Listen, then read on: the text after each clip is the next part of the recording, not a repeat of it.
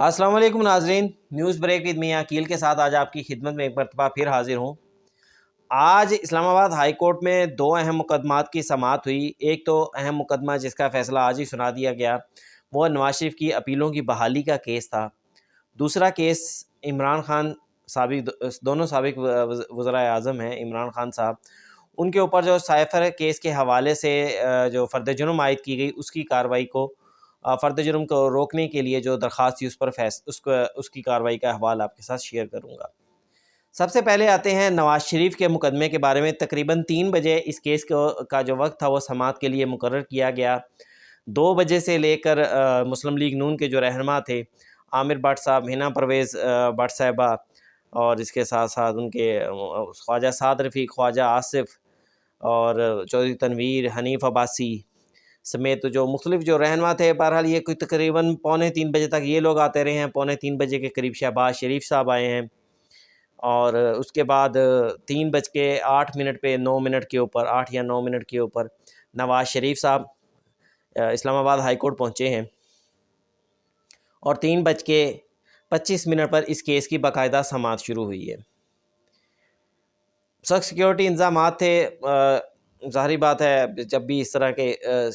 مقدمات جو ہیں وہ مقرر کیے جاتے ہیں عدالتوں کے اندر تو عام لوگوں کو اس سے مشکلات بھی ہوتی ہیں، لیکن ایک چیز ہے جو میں اس کیس کی کارروائی سے پہلے ضرور کہنا چاہتا ہوں کہ یہ جو اشرافیہ کا نظام ہے یہ ختم ہونا چاہیے۔ آج وہاں پر پولیس کی جانب سے یقینی طور پر ایک پروٹوکول اسلام آباد ہائی کورٹ میں دیکھا گیا کہ ان کے لیے خاص دروازہ جو تھا، جو مسلم لیگ نون کے جو اہم رہنما آتے تھے ان کے لیے ایک خاص دروازے سے انٹری تھی، اور جبکہ جو دوسرے عام لوگ تھے وہ عام سائلین والے جو انٹری تھی وہاں سے جا رہے تھے۔ تک بہرحال نواز شریف صاحب آئے، نواز شریف کے ساتھ اسحاق ڈار بھی تھے، پرویز رشید ان کے ساتھ تھے، طارق فضل چودھری اسلام آباد سے ہیں وہ ان کے ساتھ تھے۔ یہ سب لوگ ان کے ساتھ ہی گاڑی میں بیٹھ کر آئے جب نواز شریف صاحب مقدمے کی سماعت کے لیے پہنچے۔ پھر اس کے بعد تقریباً 3:25 کے قریب اس مقدمے کی سماعت شروع ہوئی۔ چیف جسٹس اسلام آباد ہائی کورٹ عامر فاروق صاحب اور جسٹس گل میاں حسن گل اورنگزیب نے اس کیس کی سماعت کی۔ اس کیس کی سماعت کا جو آج کا مقصد تھا وہ بنیادی طور پر یہ تھا کہ جب 24 اکتوبر کو اس کیس کی سماعت ہوئی تو نیب کی جانب سے یہ موقف اپنایا گیا کہ نواز شریف کی ایک تو جو ضمانت ہے اس کے اندر ایکسٹینڈ کر دیا جائے، اور دوسرا جو ہے ان کی اپیلوں کے حوالے سے۔ تو اس ٹائم بھی جسٹس میاں گل حسن اورنگزیب صاحب نے چیئرمین نیب پروسیکیوٹر کو یہ ہدایات کی تھی کہ آپ اس مقدمے کے حوالے سے چیئرمین نیب سے ہدایات لے کر آئیں کہ اس مقدمے کی آپ پیروی کرنا چاہتے ہیں یا نہیں۔ تو آج اس کیس کی جب سماعت شروع ہوئی، نیب پروسیکیوٹر صاحب احتشام صاحب جو ہیں وہ روسٹم پر آئے، اور انہوں نے بتایا کہ عدالت نے ہدایت کی تھی تو میں نے اس حوالے سے چیئرمین نیب سے ہدایات لی ہیں، ان سے ملاقات کی ہے، میں نے نیب کا قانون بھی پڑھا ہے۔ تو 2 باتیں انہوں نے بڑی کیٹیگوریکلی کہہ دیں۔ ایک تو انہوں نے یہ کہا کہ جب کسی بھی عدالت کا فیصلہ آ جائے بلکہ تو اس کے بعد جو نیب ہے یا کوئی بھی پروسیکیوشن ہے اس فیصلہ آنے کے بعد اپنا کیس واپس نہیں لے سکتی، کیونکہ اب اس کیس کے اندر اسلام آباد ہائی کورٹ کا فیصلہ احتساب عدالت کا فیصلہ آ چکا تھا۔ تو اس لیے جب اپیلیں بھی دائر ہو جائیں اور اپیلیں ایڈمٹ ہو جائیں تو عدالت کے لیے لازم ہوتا ہے کہ اس فیصلے کو پرسو کر کے اس کو سن کر اس کے اوپر اپنا فیصلہ جو ہے وہ جاری کرے۔ پھر دوسری بات انہوں نے کہی کہ ہمیں نواز شریف صاحب کی گرفتاری کی ضرورت نہیں ہے، عدالت اس کیس میں نواز شریف کی گرفتاری کا بھی حکم نہیں کر سکتی اگر اپیلیں بحال کر دی جاتی ہیں۔ ہاں، عدالت جو ہے وہ نئے مچلکے ضرور کہہ سکتی ہے کہ نئے مچلکے جو ہیں وہ لیے جائیں۔ پھر پروسیکیوٹر صاحب سے پھر دوبارہ میاں گل حسن اورنگزیب صاحب نے پوچھا، شاید وہ میرے خیال سے بار بار انہوں نے پوچھا پروسیکیوٹر سے کہ اس مقدمے کے اندر اگر اپیلیں بحال کر دی جاتی ہیں تو آپ کا کیا موقف ہوگا۔ شاید 2 چیزیں تھیں، ایک تو وہ ذرا نیب کو زج بھی کرنا چاہ رہے تھے کہ جناب آپ دیکھیں آج سے 5 سال پہلے آپ کا کیا رویہ تھا اور اب 5 سال کے وقفے کے بعد آپ کا کیا رویہ ہے۔ جن مقدمات کو اس ٹائم بڑی کہا جا رہا تھا جناب بڑے بھاری مقدمات ہیں، کرپشن ہے اور ایون فیلڈ اور العزیزیہ ریفرنس کے اندر،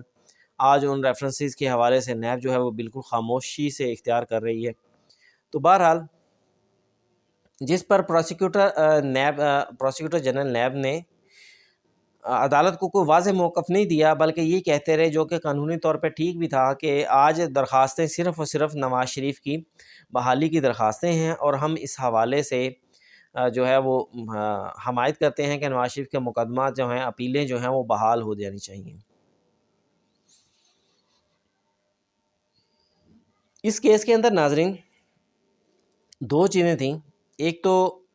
سب سے اہم یہ تھی کہ جب اسلام آباد ہائی کورٹ نے یہ فیصلہ دیا اور نواز شریف کی اپیلیں عدم پیروی کے اوپر خارج کر دیں،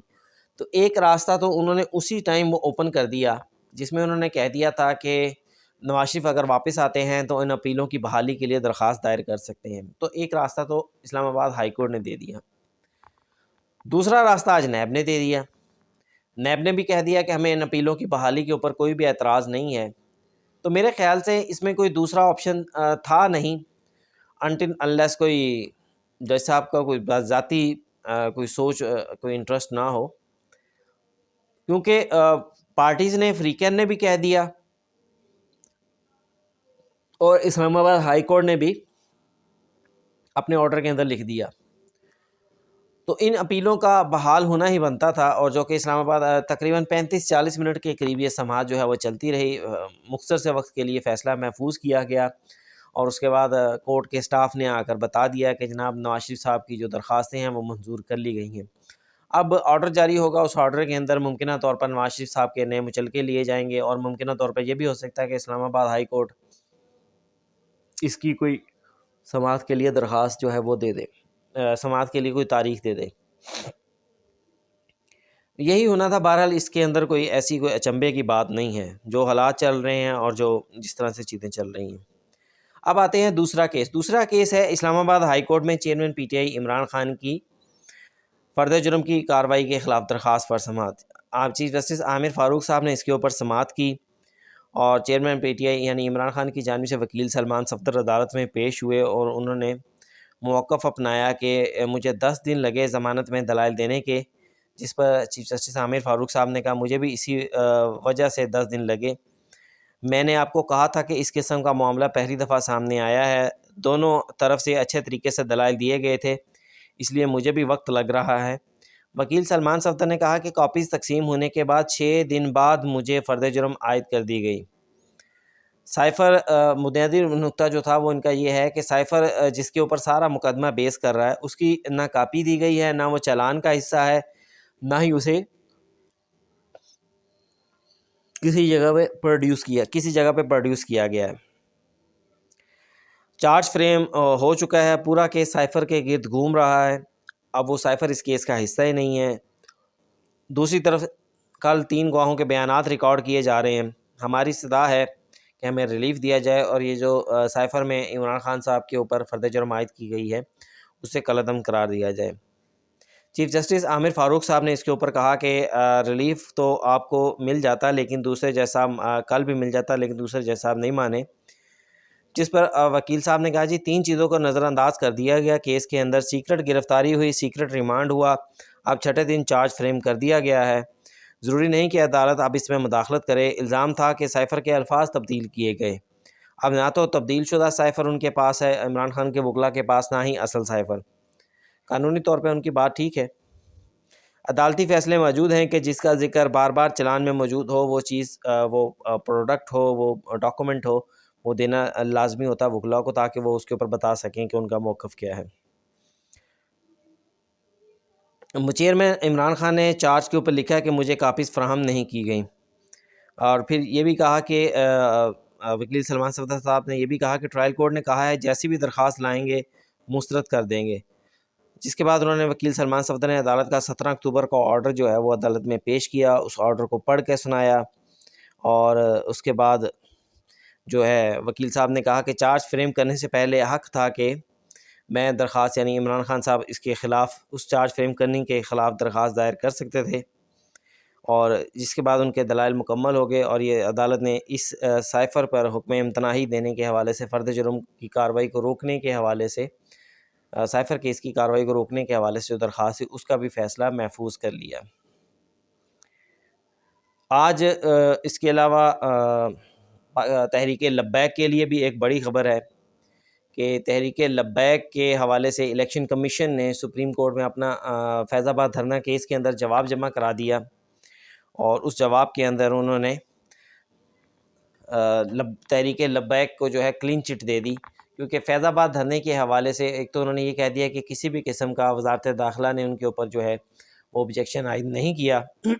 اس لیے الیکشن کمیشن نے بھی اس جماعت کے خلاف کوئی کارروائی نہیں کی، اور نہ ہی ان کے کسی بھی قسم سے کہ کوئی مشکوک یا کالعدم جو ہے رابطے ہیں وابط ہیں ان کا کوئی چیز سامنے آئی ہے۔ اب 1 نومبر کو اس کیس کی سماعت ہونی ہے، فیض آباد دھرنا کیس کی بھی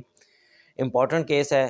عدالت کو وفاقی حکومت نے یہ بھی بتانا ہے کہ اس کے اندر کن لوگوں کے خلاف جو ہے وہ کارروائی کی جا رہی ہے، کیونکہ گزشتہ سماعت پر اٹارنی جنرل صاحب نے بڑے تڑلے سے کہا تھا کہ جناب ہمیں 1 ماہ کا وقت دے دیں تاکہ ہم آپ کو کچھ کر کے دکھا سکیں۔ اب 1 ماہ کا جو وقت ہے وہ گزر گیا ہے، اب دیکھتے ہیں وہ عدالت کو کیا کر کے دکھاتے ہیں فیض آباد دھرنا کیس کے اندر، کیونکہ میرے خیال سے سب سے اہم پورشن یہی تھا کہ عدالت کو بتایا جائے گا کہ ملٹری کے اندر اگر کچھ لوگ پالیٹکس میں ملوث ہیں تو ان کے خلاف کارروائی کی جاتی ہے یا نہیں کی جاتی۔ بہرحال یہ تھی آج کے سپریم کورٹ کے میں جو رپورٹ جمع کروائی گئی فیض آباد دھرنے کے حوالے سے، اور اسلام آباد ہائی کورٹ کے 2 اہم مقدمات کا احوال۔ اس کے ساتھ ہی اگر آپ کو یہ پروگرام اچھا لگے تو اس چینل کو لائک کیجئے گا، سبسکرائب کیجئے گا، اور اس کے ساتھ ہی مجھے اجازت دیجئے۔ آپ سے انشاءاللہ کل کی جو نیوز اپڈیٹس ہوں گی اس کے ساتھ دوبارہ ملاقات ہوگی۔ اللہ حافظ۔